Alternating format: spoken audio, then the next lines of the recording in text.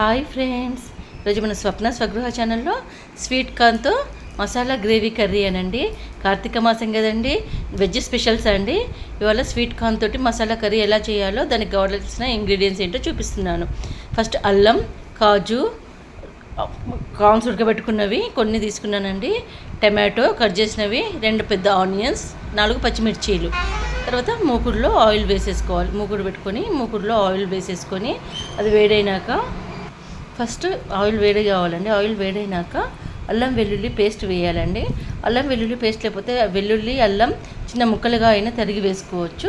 అది బాగా వేగాలండి. ఫస్ట్ నూనెలో మంచి అరోమా వచ్చేదాకా వేగాలి. అది వేగినాక తర్వాత పచ్చిమిర్చి వేయాలండి. చూడండి, 4 పచ్చిమిర్చి తీసుకొని అందులో వేసుకున్నాను.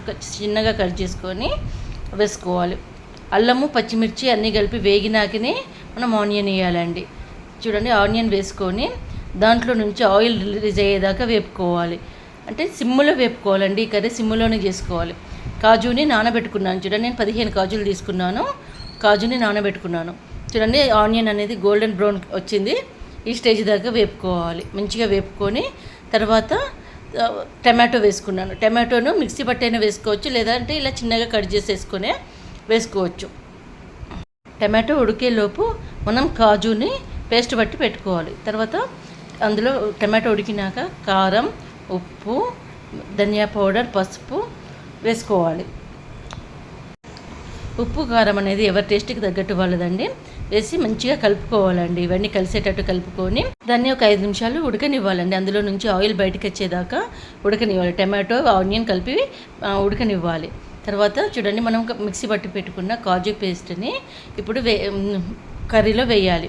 అందులో ఇప్పుడు కొంచెం వాటర్ వేయాలండి. మనం గ్రేవీ కోసం ఎక్కువ వేయొద్దు. ఇవంతా మంచిగా కలుపుకొని చూడండి, కొంచెం వాటర్ వేయాలి. కొంచెం వాటర్ వేసేసి మూత పెట్టేసి ఇది గ్రేవీ అంతా చిక్కబడేదాకా 5 నుంచి 10 నిమిషాలు ఉడికించుకోవాలి. ఆ లోపు మనము ఒక పక్కన ఇంకొక ప్యాన్ పెట్టుకొని అందులో నెయ్యి కానీ బటర్ కానీ వేసుకోవాలి. నేను నెయ్యి వేసుకున్నాను. మనం ఉడకబెట్టుకున్నాం కదండి కార్న్స్ని, వాటిని కొంచెం ఉప్పు వేసి వేపుకోవాలి. గోల్డెన్ బ్రౌన్ వచ్చేదాకా వేపుకొని ఇవి తీసి మనము ఉడుకుతున్న మన కర్రీలో చూడండి, ఇట్లా ఈ బబుల్స్ వస్తున్నాయి కదా, కర్రీ మంచిగా ఉడికి ఈ స్టేజ్లో మనం కార్న్స్ని ఇందులో వేసేయాలి.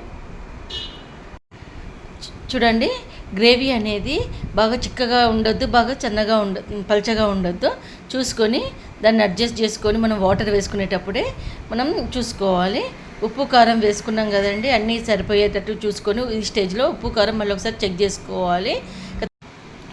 మనము అన్నీ కలిసేసినాయని చూసుకొని ఒక 2 to 5 మినిట్స్ మూత పెట్టి ఉడికించుకొని కొత్తిమీర వేసుకొని దించుకోవటమే అండి.